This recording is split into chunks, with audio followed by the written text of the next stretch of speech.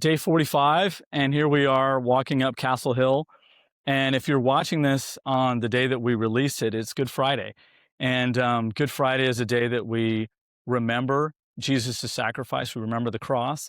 And we're not quite going to get to the cross today. We're actually going to talk about Jesus' arrest and kind of what happened that day with him. And then on the Saturday, tomorrow, we're going to release another video about his time on the cross. And then Sunday, Easter Sunday, we're going to talk about the resurrection. And so today we're in chapter 14, verses 32 through 72. And this is the ultimate turnaround. This is the ultimate going from a high point to a low point. Jesus has been in Jerusalem for the whole week, and he's experienced the highs. You know, he's had people, when he came into the city, they were yelling, "Hosanna, blessed is he who comes in the name of the Lord." And they wanted him to be their Messiah. He made it through kind of all the chaos and all the confrontations that took place during that Holy Week, during that week of Passover. And he made it safely with his disciples to the time of Passover, to the meal. And his disciples must have been thinking, okay, we made it. Like, all the public times, all the confrontations have happened. We made it safely. We're here in a hired room, enjoying a good meal together. Like, we're safe. It's over. And it was far from over. Jesus had the meal with his disciples.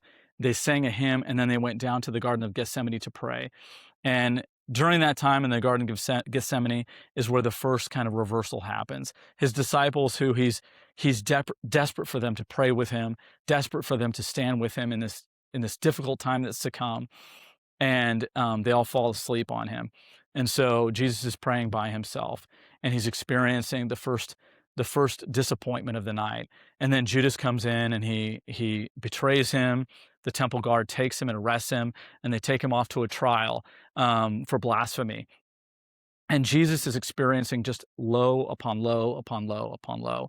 And he's got these witnesses who are testifying against him, but they're not putting together an adequate case for conviction. And so the high priest says to him in verse 61, he says, "Are you the Messiah, the Son of the Blessed One?" And Jesus replied with one of his many "I am" statements. He says, "I am. And you will see the Son of Man seated in the place of power at God's right hand and coming on the clouds of heaven." Then the high priest tore his clothing to show his horror and said, "Why do we need other witnesses? You have all heard his blasphemy. What is your verdict?" "Guilty," they all cried. "He deserves to die." Then some of them began to spit at him, and they blindfolded him and beat him with their fists. "Prophesy to us," they jeered, and the guards slapped him as they took him away. And so it begins to go from worse to worse to worse as they go through all of these trials through the night. And ultimately, as we know, he heads towards his crucifixion. And we think, gosh, this is horrible. Did Jesus have to go through all of this? This is the worst that humanity has to hand out. And the writer of Hebrews gives us another perspective of this that I think is really, really helpful. It says in chapter 4, verse 14, since we have a great high priest who has entered heaven, Jesus, the Son of God, let us hold firmly to what we believe.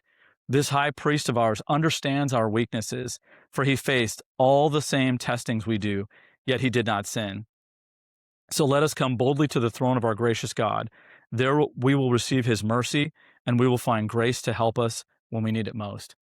And what we realize here is that Jesus went through all of this. He experienced the worst that humanity has to offer. He experienced the worst that this world has to offer, so that he can sympathize with us no matter what we're going through, no matter what you've experienced, no matter what betrayal you've had, no matter if people have thought the worst about you, have treated you the worst that humanity could possibly do. Jesus understands, and we can approach him knowing that he's ready to offer mercy to us. And so as we kind of reflect on this Good Friday, I pray that you would have some time to go to Jesus, receive his mercy, and just express your thanks to him for what he did for us on Good Friday. God bless you. I will see you tomorrow.